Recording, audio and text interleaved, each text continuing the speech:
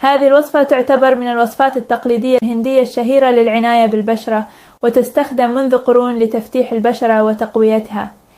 المكونات: 2 ملعقة صغيرة من الحليب، يمكن استخدام الحليب كامل الدسم أو اللبن الرائب. نصف ملعقة صغيرة من الكركم البودرة. 1 ملعقة صغيرة من العسل الطبيعي اختياري. طريقة التحضير والاستخدام: 1. اخلطي الحليب مع الكركم والعسل جيدا للحصول على خليط متجانس.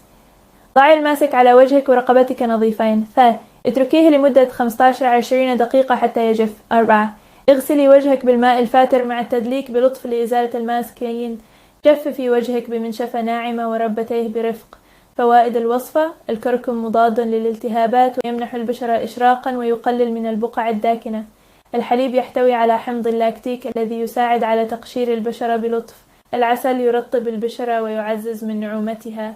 يمكن استخدام هذا الماسك مرة أو مرتين أسبوعيا للحصول على أفضل النتائج. هل ترغبين في وصفات أخرى طبيعية من الهند أو نصائح للعناية ببشرة معينة؟